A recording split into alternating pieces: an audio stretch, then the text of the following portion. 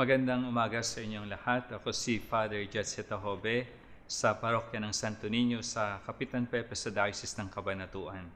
Come, let us share the word.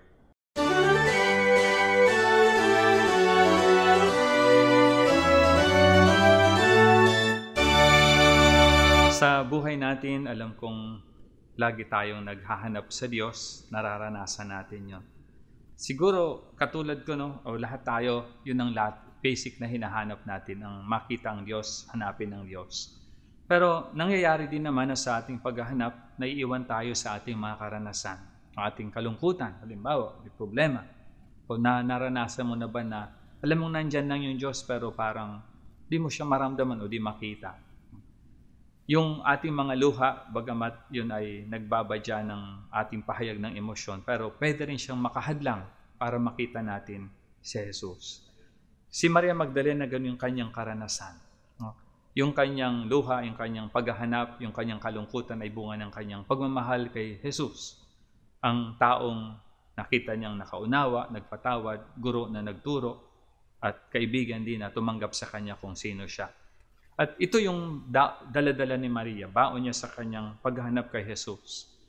Gayunpaman sa kabila nito ay naranasan ni Maria yung kabigatan ng kalooban na kahit nandun na si Jesus sa kanyang harap ay hindi niya makita. Siguro minsan nangyayari din sa atin yung ganung bagay.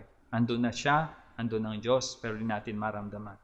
And sometimes, o minsan sa buhay natin, all we have to do is to continue to ask God. Si Maria ay nagtanong, kung yung hardinero na ba, yung kaunasan ba yung kanyang hinahanap.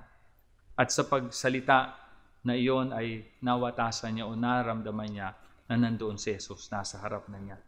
At ito ang nagdala ng kasiyahan sa kanya, baon-baon niya para sabihin sa mga alagad, nakita ko ang Panginoon. Ito rin yung ating hangarin sa buhay.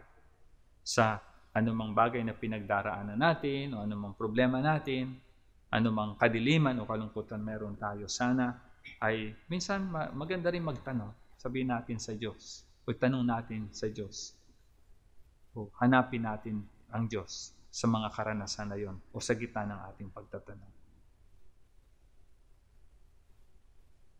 Panginoong Diyos, ito yung amin ding hangarin, ang makita ka sa aming buhay at sa aming karanasan. Hindi siya laging madali dahil naiiwanan kami sa aming mga nararamdaman o mga pinagdaraanan. Nawa, Panginoon, ay magkaroon kami ng lakas ng loob na magtanong at hanapin ka. At kapag ikaw ay aming nakita, maipahayag ka namin ng buong kagalakan sa lahat ng aming makakasalamuha. Lord, bless us that we may be a blessing to others. Amen.